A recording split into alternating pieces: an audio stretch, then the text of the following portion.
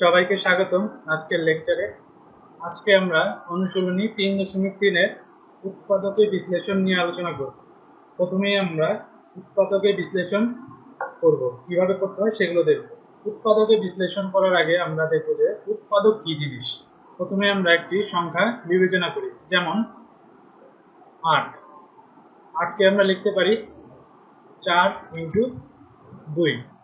তার মানে এই 4 এবং 2 প্রত্যেকই হচ্ছে 8 এর উৎপাদক। আবার 4 কে আমরা লিখতে পারি 2 × 2 এবং আগে আছে 2, তাহলে এই 2 হচ্ছে 8 এর উৎপাদক।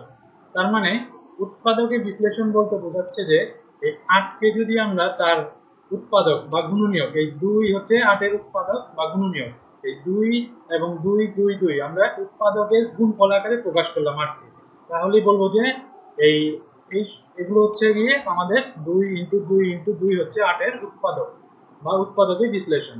2 হচ্ছে 8 এর উৎপাদক এবং এই 2 × 2 × 2 আকারে লেখাটাকে বলা হচ্ছে উৎপাদকের বিশ্লেষণ। যে কোনো বীজগাণিতিক রাশির ক্ষেত্রে এটা প্রযোজ্য। আমরা তাহলে বলতে পারি যে কোনো রাশি যদি 2 বা ততোধিক রাশির গুণফলের সমান হয়, তবে শেষাক্ত রাশিগুলোর প্রত্যেকটিকে প্রথমোক্ত রাশির উৎপাদক বা গুণনীয়ক বলা হয়। আমরা সংক্ষেপে যদি আরো সহজভাবে বলি, তাহলে আমরা একটি রাশি কল্পনা করি, বীজগাণিতিক রাশি। যেমন কল্পনা করলাম 3x + 3। এটা কি বীজগাণিতিক রাশি। এখন এটার উৎপাদকের বিশ্লেষণ করতে হবে। আমরা আগেই দেখেছি যে যেমন 8 এর উৎপাদক হচ্ছে 2, আবার 4, আবার 4 এর উৎপাদক হচ্ছে 2। ঠিক একইভাবে 9 এর উৎপাদক যেমন লেখা যায় 3 × 3। এই 3 হচ্ছে 9 এর উৎপাদক, এটা হচ্ছে এই 3 হচ্ছে 9 এর উৎপাদক, এবং 3 × 3 আকারে লেখাটাকে হচ্ছে বলা হচ্ছে 9 এর উৎপাদকের বিশ্লেষণ। এইভাবে লেখাটাকে বলা হচ্ছে উৎপাদকের বিশ্লেষণ। এটা হচ্ছে উৎপাদকের বিশ্লেষণ। উৎপাদকের বিশ্লেষণ। কিন্তু এই 3টা হচ্ছে 9 এর উৎপাদক। 3টা হচ্ছে আমাদের 9 এর উৎপাদক। 9 এর উৎপাদক, এই 3টা হচ্ছে 9 এর উৎপাদক, এই 3 হচ্ছে 9 এর উৎপাদক, এবং 3 × 3 আকারে লেখাটা হচ্ছে উৎপাদকের বিশ্লেষণ। কার উৎপাদকের বিশ্লেষণ? 9 এর উৎপাদকের বিশ্লেষণ। ঠিক একইভাবে বীজগাণিতিক যে কোনো রাশির ক্ষেত্রে আমরা উৎপাদকের বিশ্লেষণ করতে পারি যদি আমরা এই রাশিটাকে কয়েকটি রাশির গুণফল আকারে প্রকাশ করতে পারি। যেমন এটাকে আমরা লিখতে পারি, এভাবে লিখতে পারি। 3 যদি আমরা কমন নেই, কমন মানে যেটা সাধারণ, যেটা 2 পদের ভিতরেই আছে। যেমন এটা একটা বীজগাণিতিক রাশি, এর প্রথম পদ হচ্ছে এটা এবং দ্বিতীয় পদ হচ্ছে এটা। এখন প্রথম পদেও 3 হচ্ছে 3 আছে এবং দ্বিতীয় পদেও 3 আছে। তার মানে 3 2 পদের জন্যই সাধারণ বা কমন।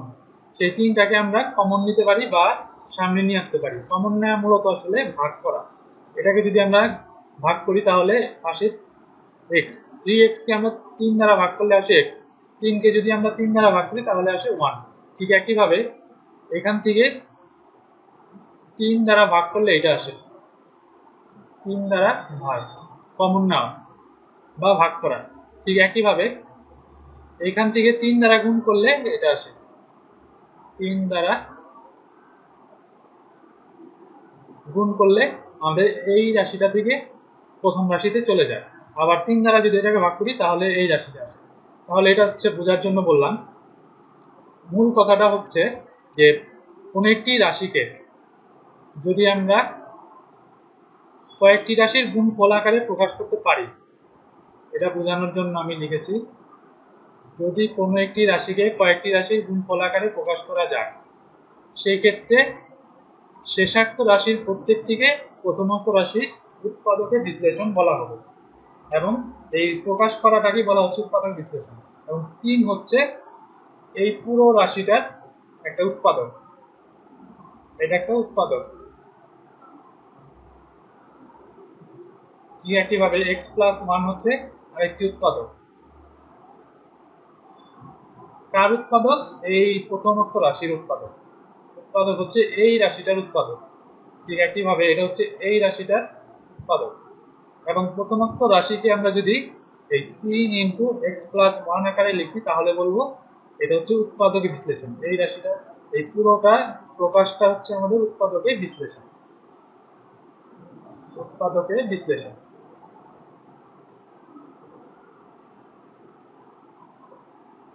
এখন উৎপাদকের বিশ্লেষণ করার বিভিন্ন ধরনের উপায় আছে, যেমন আমরা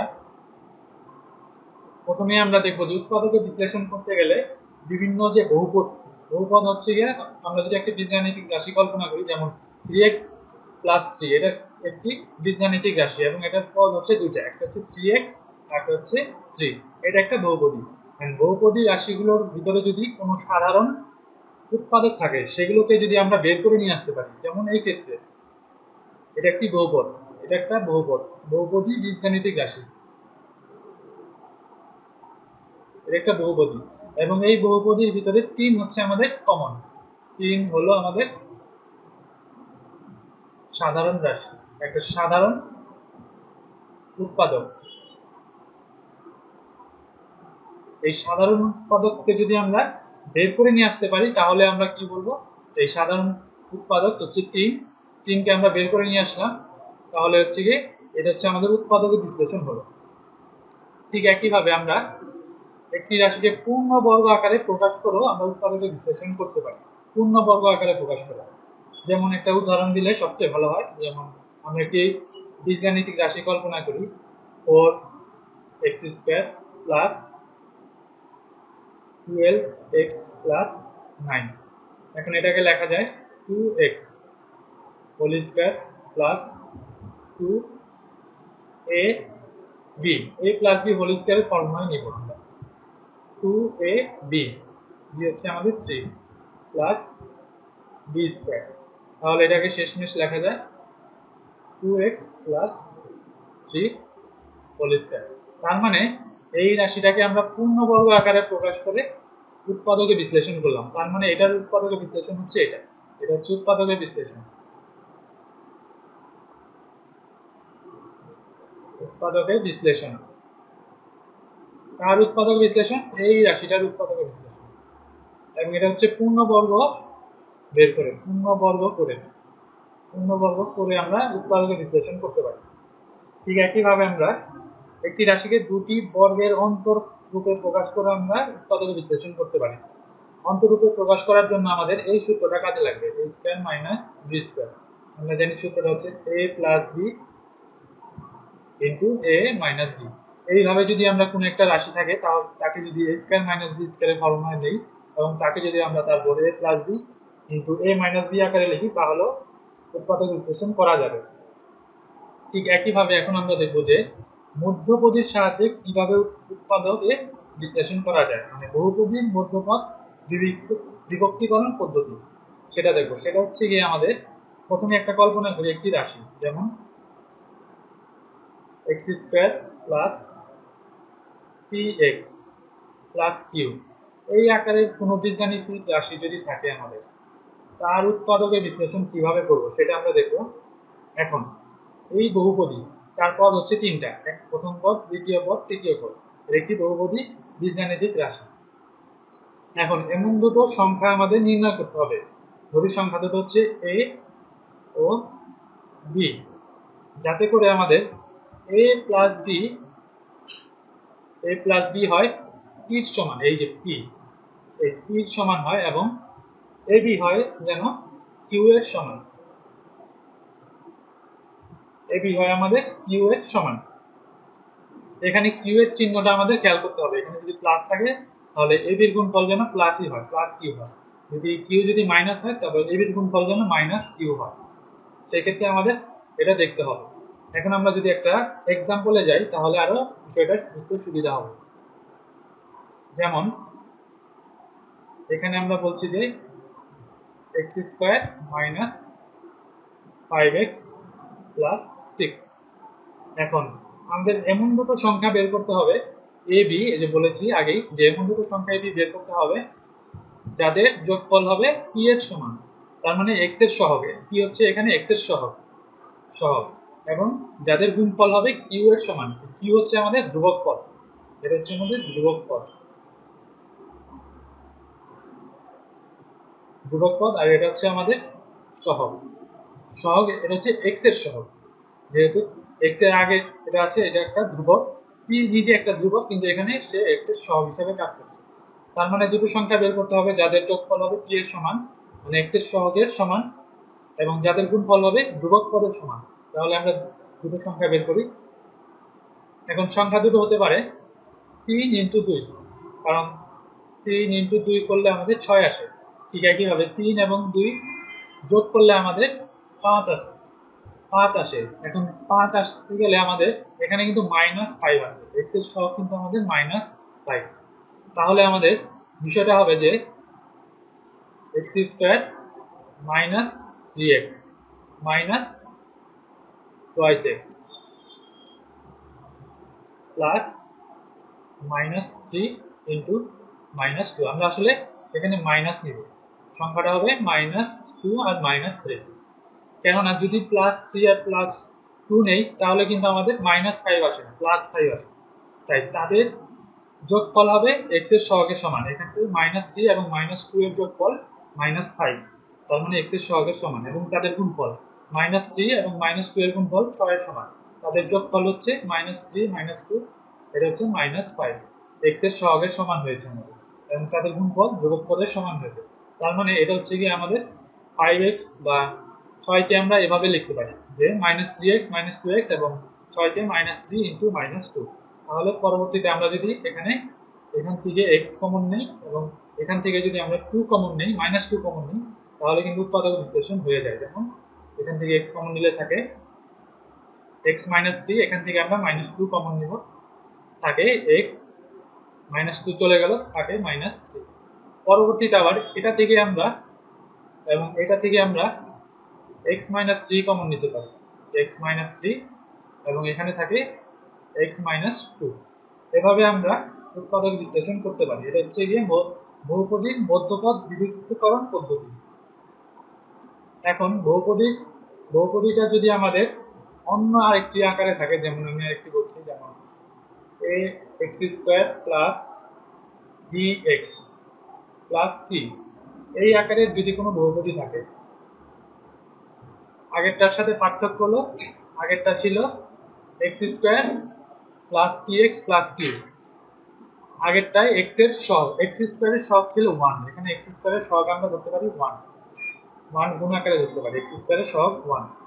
আর এই ক্ষেত্রে x² এর সহগ হচ্ছে a, বাকিটা আগের মতোই, এখানে c এর জায়গায় q ব্যবহার করা হয়েছে, এবং x এর সহগ p আর এখানে x এর সহগ b, সেটা একই, কারণ p q এখানে ধ্রুবক, এখানে ঠিক a b c এগুলো হচ্ছে ধ্রুবক, কিন্তু c হচ্ছে ধ্রুবক পদ, a b c ধ্রুবক, এগুলো হচ্ছে ধ্রুবক, c হচ্ছে ধ্রুবক পদ বা x বর্জিত পদ, আর এটা হচ্ছে x এর সহগ b, আর a হচ্ছে x² এর সহগ, এগুলো হচ্ছে সহগ, এবং অবশ্যই ধ্রুবক তারা, কিন্তু এটা হচ্ছে x² এর সহগ এবং b হচ্ছে x এর সহগ। ঠিক একইভাবে আমরা আগের মতোই যদি বলি যে এমন দুটো সংখ্যা বের করতে হবে যাদের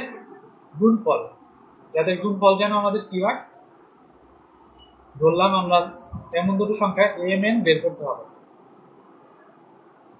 আগে আমরা বলেছি এমন দুটো সংখ্যা ab বের করতে হবে। এখানে আমরা যেহেতু ab অলরেডি দেওয়া আছে x² এর সহগ এবং x এর সহগ আকারে, তাই আমরা ধরছি যে এমন দুটো সংখ্যা mn বের করতে হবে। যাদের বের করতে হবে, আমরা বলি যে বের করতে হবে যাদের গুণফল হবে m × n হবে ধ্রুবক পদ কিন্তু x² এর সহগের গুণফলের সমান, x² এর সহগ। তার মানে এখানে ধ্রুবক হচ্ছে আমাদের c আর x² এর সহগ হচ্ছে আমাদের a, তার মানে mn হবে a × c, mn এর ভ্যালু হতে হবে আমাদের a × c।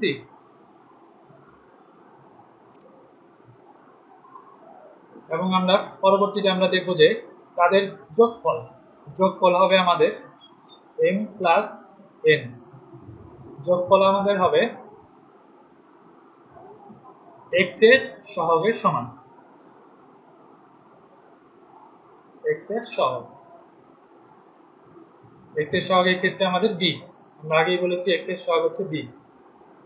তার মানে এটাকে এই ধরনের বহুপদী যদি থাকে তাকে উৎপাদকের বিশ্লেষণ করতে হলে এমন দুটো সংখ্যা বের করতে হবে mn যাদের গুণফল হবে ধ্রুবক পদ এবং এক্স স্কয়ারের সহগ এবং যাদের যোগফল হবে এক্স এর সহগের সমান। এই ক্ষেত্রে এই সমস্যাটি এবং আগের সমস্যাটি কিন্তু একই রকম।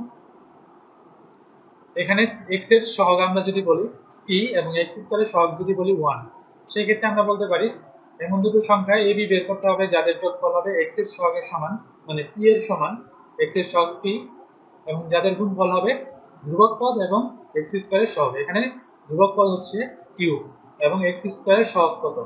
x স্কয়ারের সহগ হচ্ছে এখান থেকে 1 আমাদের। আমরা এখানে 1 দিতে পারি, এখানে x স্কয়ারের সহগ আমরা 1 বলতে পারি। তাই এটা আর এটা কিন্তু একই আসলে, এই x square plus bx plus c এটা একই রকম। এবং পরবর্তীতে আমরা বিভিন্ন ধরনের রাশি আরো যেমন ঘনর সূত্র প্রয়োগ করে আমরা বিভিন্ন ধরনের রাশির উৎপাদকের বিশ্লেষণ করতে পারি। যেমন আমরা ঘনের সূত্র আমরা জানি যে a cube plus b cube, a cube plus b কিউবের সূত্র আমরা জানি a plus b into a square minus ab plus b square, অথবা a cube minus b cube, এক্ষেত্রে যদি মাইনাস হয় এখানে হবে মাইনাস, এটা হবে plus a square plus ab plus b square. সেক্ষেত্রে আমরা ঘনর সূত্র অ্যাপ্লাই করে একটি রাশিকে পূর্ণবর্গ আকারে প্রকাশ করতে পারি। আবার যেমন আমরা এটাও লিখতে পারি a cube plus 3 a square b plus 3 ab square plus b cube, এটাকে আমরা লিখতে পারি a plus b whole cube, অথবা a মাইনাস b হোল কিউবের বিভিন্ন ফর্মুলা অ্যাপ্লাই করে আমরা উৎপাদকের বিশ্লেষণ করতে পারি। তাহলে আমরা দেখব যে এই পদ্ধতিগুলো অ্যাপ্লাই করে কিভাবে অনুশীলনী 3.3 এর অঙ্কগুলোর সমাধান করতে হয়। আজকে তাহলে এই পর্যন্তই, সবাইকে ধন্যবাদ।